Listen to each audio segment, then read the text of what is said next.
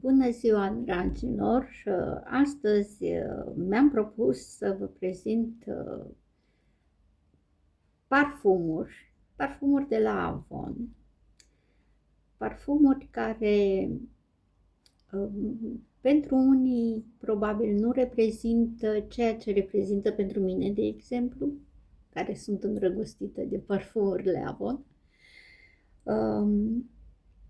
Vreau să vă zic că în urmă cu câțiva ani, când am intrat ca și reprezentant Avon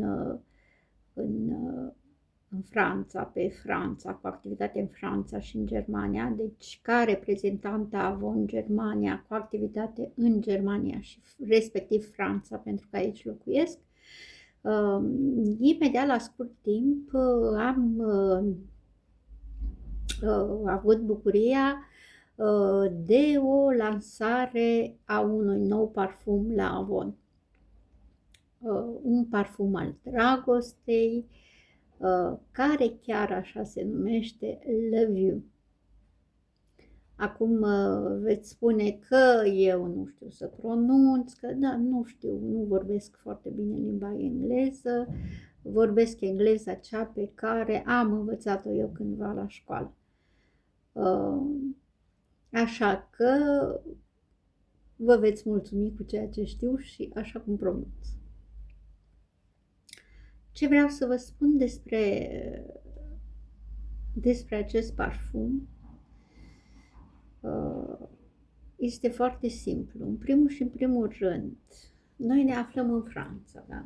După cum știți, în Franța, la Grasse, este patria parfumurilor, da? Este laboratorul Monique Reni, laborator de producător care oferă parfumierilor ingrediente naturale, 100% naturale, pure și sunt utilizate în parfumurile de lux. Ei bine, parfumurile Avon, la rândul lor, sunt făcute, au ca bază acest laborator Monique Reni, parfumurile acestea Love You, pe care doresc să vi le prezint. Voi începe cu parfumul care a apărut prima dată din seria Love You, un parfum simplu, aș spune, simplu, dar nu e tocmai simplu. După cum vedeți, este un parfum cu un design foarte frumos, da? Aceasta este cutia, așa vine ambalat.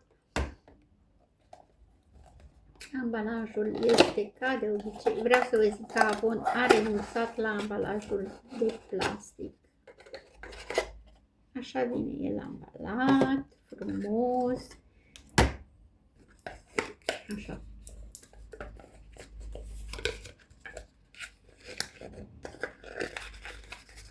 Așa este ambalat.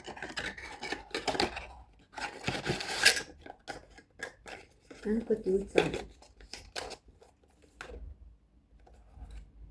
Deci, parfumul Avon Love You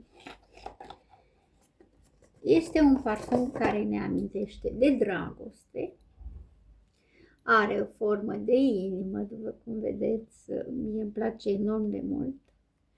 Parfum creat în laboratoarele Monique Reni la Grasse, în Franța. Acest laborator, poate știți, poate nu știți, a fost înființat în 1983 și de atunci, de aici, li se oferă, din acest laborator, li se oferă parfumierilor ingrediente pentru parfumurile de lux. 100% ingrediente pure și naturale. Așa este creat și acest parfum Love You. Parfumul Love You, primul parfum din gama Love You, are ca note de vârf nectarul de zmeură, ca note de mijloc trandafirul, iar ca note de bază lemnul de cașmir. Este un parfum din categoria floral fructată, da? Are un miros irezistibil, vă spun, eu îl folosesc și este unul dintre parfumurile mele adorate, da? Am să vă împărtășesc din experiența mea ca să țineți minte și vă voi spune și pe parcurs la alte prezentări. Notele de vârf într-un parfum sunt ceea ce simțim prima dată. Deci acest parfum, când îl mirosim prima dată, simțim mirosul de nectar de zmeură. După câteva minute, să zicem în 10 minute de când ne-am parfumat, vom simți mirosul de trandafir, trandafirul acela roz-roșu, da?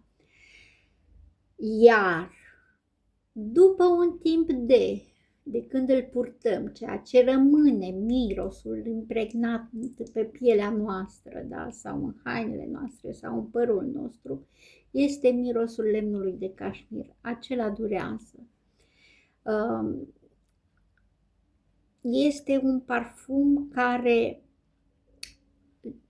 a cărui aromă, să zic o aromă romantică, da?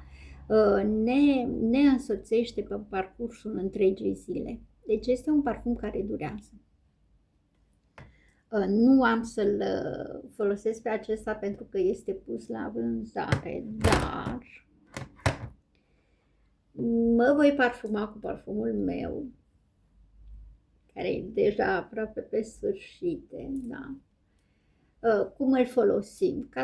Ca pe toate parfumurile, la încheieturi, acolo unde avem pulsul, la gât, putem să-l folosim și pe păr, pe haine, unde dorim, dar recomandat este la încheieturi. De ce la încheieturi? Pulsul nostru, da, dă o anumită căldură. În general se recomandă parfumul să fie pulverizat în zonele de puls, de căldură, pentru a emana aroma lui, da? Putem să ne parfumăm la gât, pe păr, bineînțeles, la încheieturi. La încheieturi și aici, la încheietura mâinii, și aici, da? Și la gât aici, sau pur și simplu în zona aceasta a pulsului. Da. După urechi, în păr, cum doriți. Ce vă recomand? Vă recomand, nu evitați părul, pentru că parfumurile de la Avon chiar nu au alcool ca să afecteze părul și menține aroma, părul menține aroma pe parcursul întregii zile, adică o perioadă mult mai lungă de timp. Totodată, pentru a vă menține aroma parfumului pe o perioadă mai lungă, vă recomand să folosiți loțiunea de corp din gama parfumului respectiv. Cred că eu am o loțiune de corp.